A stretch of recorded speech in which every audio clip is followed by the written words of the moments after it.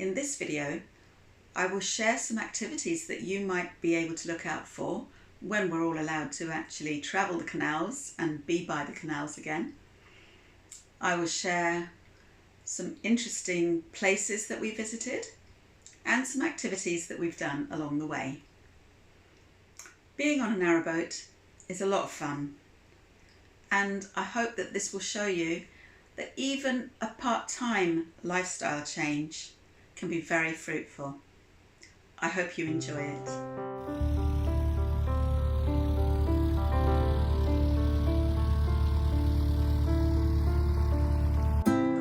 When Peter was first made redundant, he was trying to find something to replace his work with. He tried various things that didn't quite fit the bill. And when I asked him, well, all things being equal, what would you like to do? And he said, well, I've always thought about living on a narrowboat. So that's probably what I would like to do, because it would give me something to occupy my mind. And I said, well, what's stopping you? And he looked at me and said, well, what would you do? We'd only been together for a couple of years, well, just under a couple of years at that point. And my response was, well, wherever you are in the country, I will drive over to you and we could spend some time together. Or if it was too far, I would take a train. And he went, oh, okay. And that maybe gave him some sort of idea that this was feasible at this point. Check out the first video, part 1 of Lifestyle Change, and you will see his thought processes that led to his decision to become a continuous cruiser. But as far as I was concerned, I was happy to facilitate Peter's lifestyle change. It meant a lot to me that he would be happy doing something that he would like. So that was the start of it. Facilitating Peter's lifestyle change also meant a lifestyle change to me. For 27 years, I was a part of a music group and I played piano at my local church. Me stepping down from that role was a huge decision to make. It took some time to get accustomed to that decision, but once I'd taken it and I stepped down, it freed me up at weekends to meet up with Peter wherever he was in the country and to visit churches all over the canal network, or not far from the canal network. This opened up a lot of new possibilities. It showed me a lot of different churches, allowed me to experience a lot of new sermons from various different priests, and also to see what other churches did with their music. It was fascinating. I really enjoyed listening to the worship music in all the churches that I went to. I have actually collected bulletins from each of the churches and from my first year of cruising, and I've got them stored in a display folder. I haven't quite done anything with them yet, but that's on the agenda. So that was a huge lifestyle change for me, to make that decision and to experience something different. Some of the things that Peter and I like to do is looking at art, experiencing the theatre, and going dancing. What kind of dancing, you might ask? Well, we met whilst doing tango dancing, and you'd be surprised that by cruising the canals, wherever we stop, we can just Google tango in the area that we're in. We have been very fortunate to experience classes and practicas, and also 2-day events where you can go to lessons and then have social dancing in the afternoon and evening. It's been a lot of fun to do that. Of course, lockdown has meant no dancing for us, but it's still something that we are both very interested in. We also visited Micron Theatre Company. This is a touring theatre company that travels the network. They also perform by the canal at pub venues or on towpaths, very close to locks. So that is a lot of fun. We've experienced some lovely dramas, musicals actually, and all with just 4 actors. who play an amazing amount of instruments that bring life to the performances. I can heartily recommend them. So if ever you are looking for something to do near the canal, check out Micron Theatre Company. They weren't able to tour last year, but they will be touring this year, I believe. So do check them out. I was surprised whilst cruising the network how much art there is along the canals.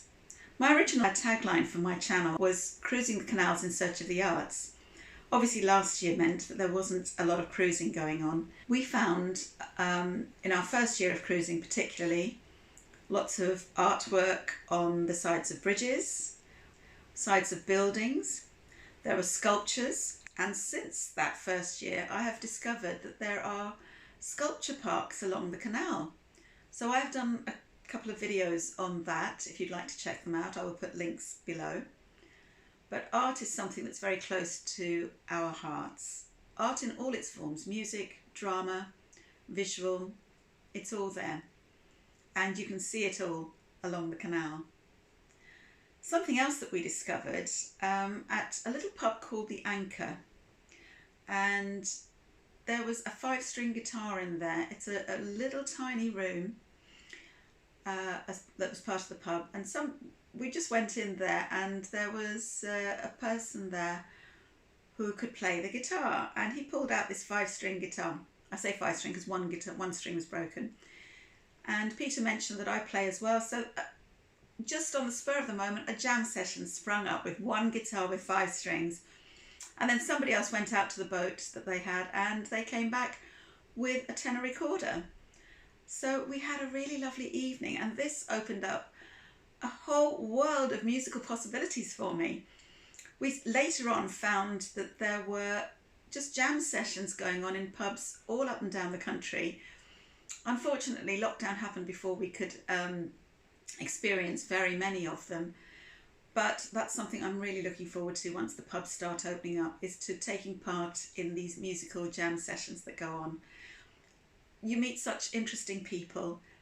There are a wealth of instruments. I saw my first hurdy-gurdy at the Red Lion in Marsworth, and it was a lovely instrument, and that whole afternoon was amazing.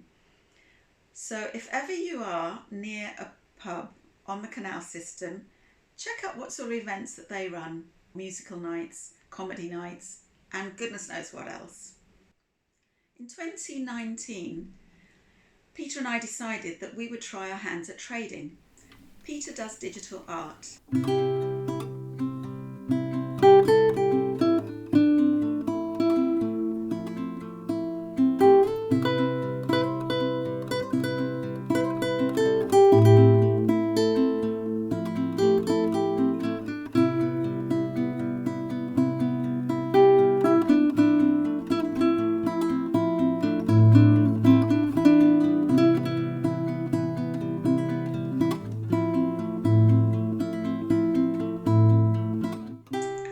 I'm a bit of a hoarder, so I had clothing going back to the 1980s. So I was selling vintage clothes.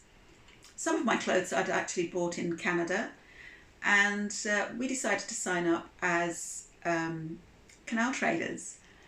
We got our business cards made up, we got our stock, and we prepped up to sell in the rain just in case it was going to be a rainy day, and boy did it rain.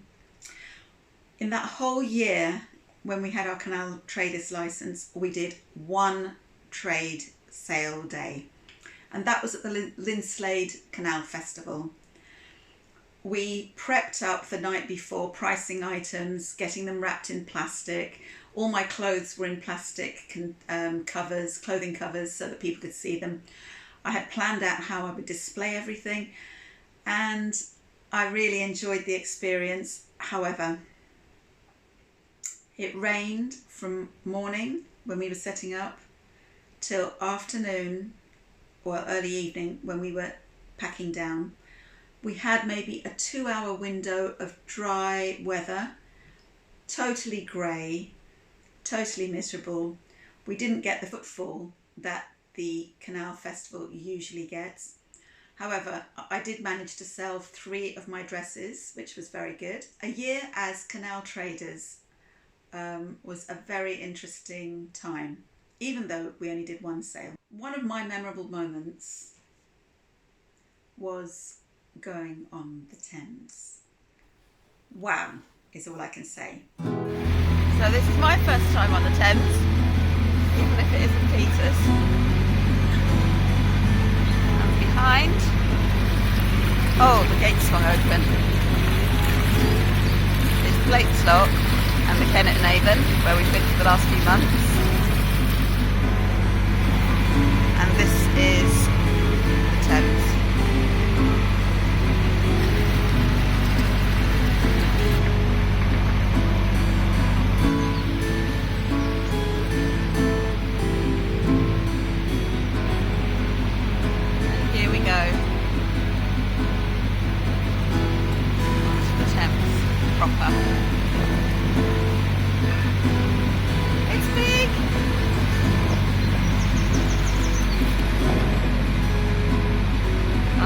Left, aren't we? Yes, we are. We're going to keep close to those trees because we're going to plug into a current left to right. Okay. There's a couple of boats, Jerry. There's a canoe type thingy on the water as well. Yeah.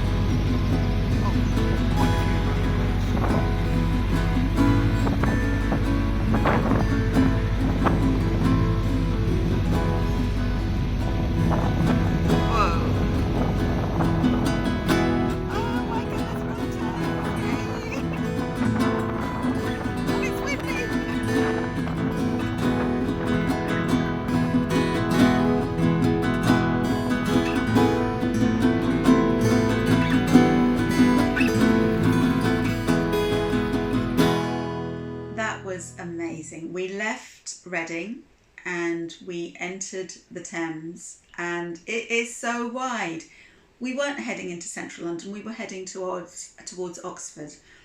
The thing that I noticed was that you spend an awful long time just cruising, no locks. So that was quite interesting for me because I'm the one that does the locks, so I had a rest really. I enjoyed the scenery. I enjoyed the wind in my hair and just taking video footage of that journey. It was lovely. That's Caversham Bridge that we've just come through.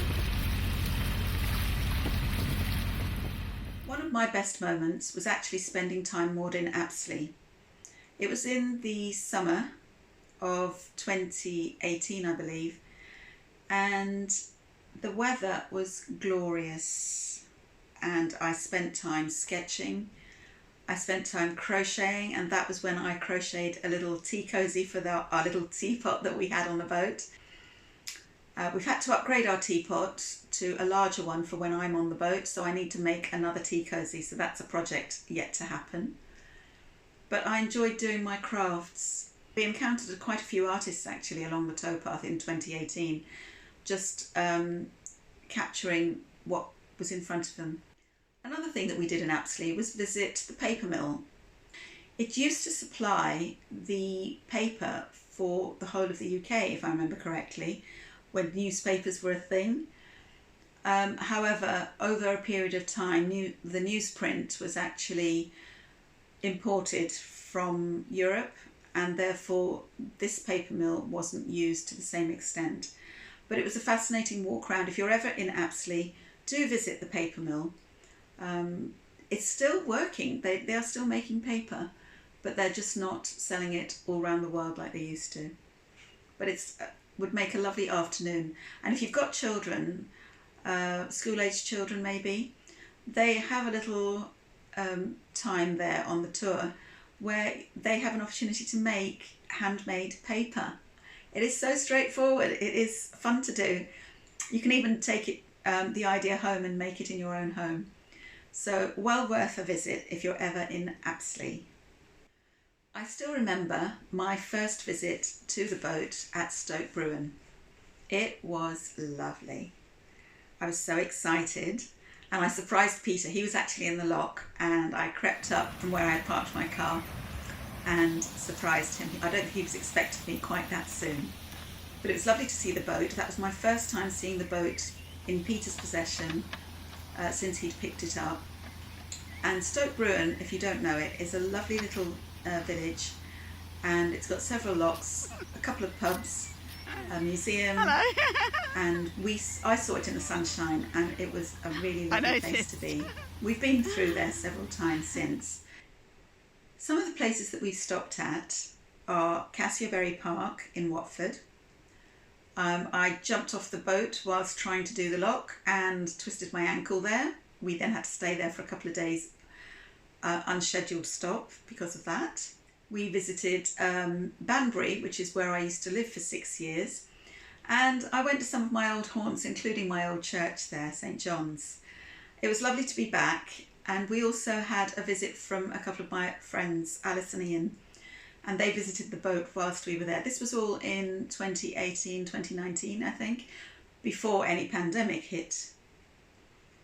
Marsworth was where we stopped for a while, and that's where we went to a jam session where there were a lot of melodeons, and I took my violin and my guitar there and just joined in.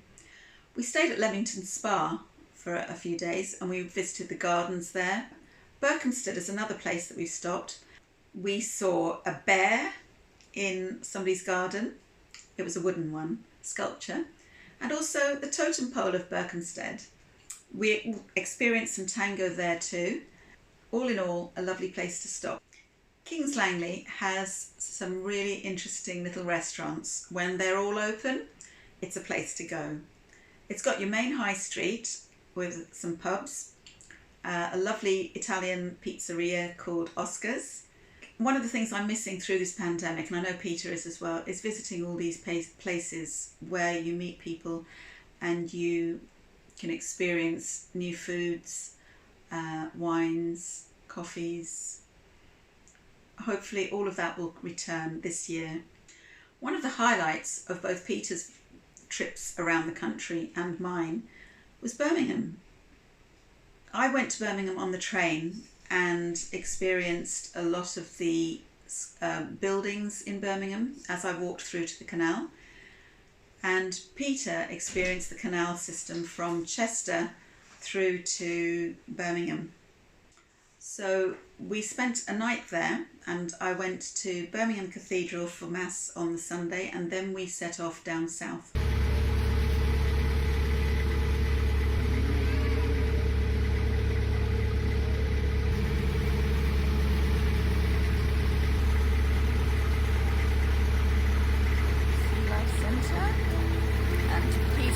Boat.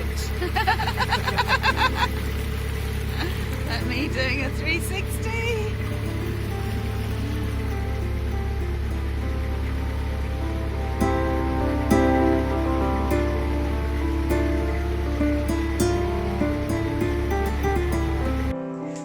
There is a very interesting flight of locks from Birmingham down the canal system that goes underneath office buildings and apartment buildings and then out onto the open canal. One of the reasons I went up to Birmingham was to help Peter through these locks. Doing it single-handedly is not the easiest of things.